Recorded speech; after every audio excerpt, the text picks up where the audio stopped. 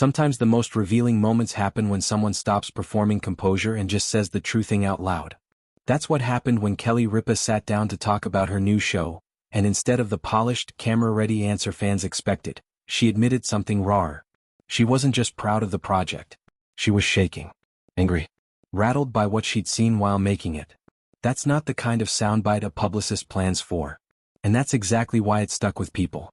The project in question is Squatters, Get the F*** out of My House, the 6-part Hulu docuseries Kelly&Ripa and Mark Consuelo's executive produced together.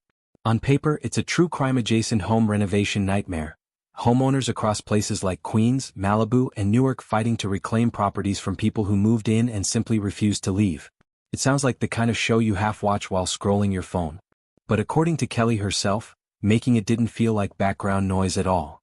It felt personal. She described watching these homeowners' stories and feeling something close to fury build up in her chest. Not performative concern. Actual, physical rage, the kind that makes your hands shake. And when a daytime TV host who has spent decades mastering the art of staying composed on camera tells you she was shaking with anger, that's worth sitting with for a second. Why does that detail matter so much? Because it's the opposite of what we're used to getting from Kelly&Ripa. For more than 2 decades, her entire brand has been effortless warmth. Quick wit. The friend you'd want next to you on a rough morning. Rage isn't part of that persona, which is exactly why hearing her describe it lands differently. It doesn't feel like a talking point. It feels like a person telling you the truth about how something actually affected her. And Mark's response adds its own layer to the story. Where Kelly described an emotional, almost visceral reaction, Mark's comment was quieter. More of a wry, unsettled acknowledgement that if this happened to him, he wouldn't handle it well either. It's a small moment, but it says something about how these two operate as a pair. Kelly leads with the emotional truth. Mark tends to land the same idea with a lighter touch, a little humor stitched into something uncomfortable. That contrast is a big part of why their on-screen chemistry has worked for so long, whether it's on their talk show or now on a project like this one. One of them feels it out loud. The other one finds the human, relatable angle on the same feeling. It's worth asking why a couple already famous for a live morning talk show decided this particular story was the one worth producing. Squatting disputes aren't a glamorous subject. There's no red carpet angle to it. But if you actually look at what the show covers, people losing not just a house but the physical, tangible pieces of a life. Chandeliers ripped out. Floors torn up. Appliances gone. It's not really a show about real estate law. It's a show about violation. About walking back into what should be a safe, private space and finding it stripped down to nothing. That's the kind of injustice that seems to genuinely get under Kelly's skin, and she's been fairly open about that part of her personality over the years, the instinct to feel outraged on someone else's behalf when she sees something unfair happening to them. It's part of what's made her such a magnetic interview presence for so long.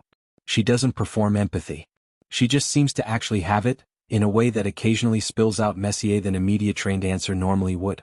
There's also something quietly interesting about a couple in their 50s, at the peak of a decades-long career, choosing to produce something that required them to sit with other people's worst days.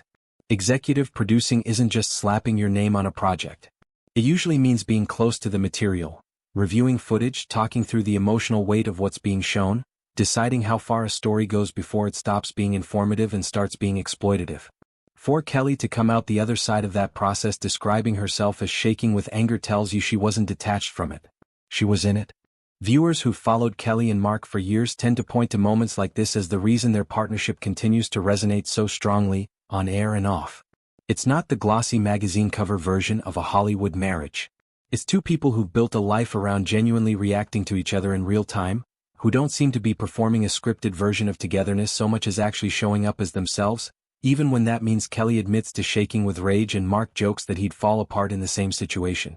That kind of honesty is rare precisely because it isn't curated. It also says something about longevity. A lot of famous couples fade from public fascination once the initial charm of will they, won't they chemistry wears off.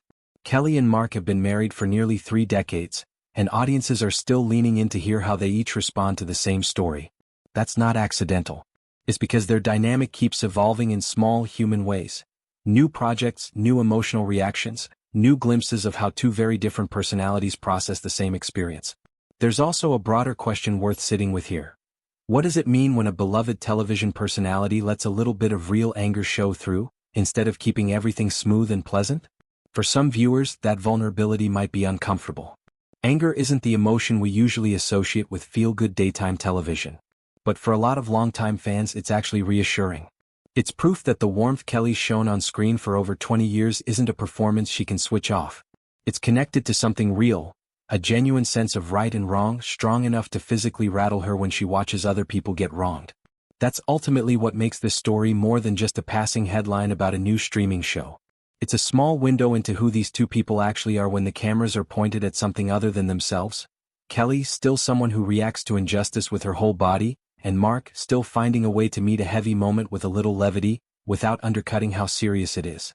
Maybe that's the real reason people keep tuning back into whatever Kelly and Mark are doing next, whether it's their morning show or a docuseries about the worst month of a stranger's life. It's not really about the format.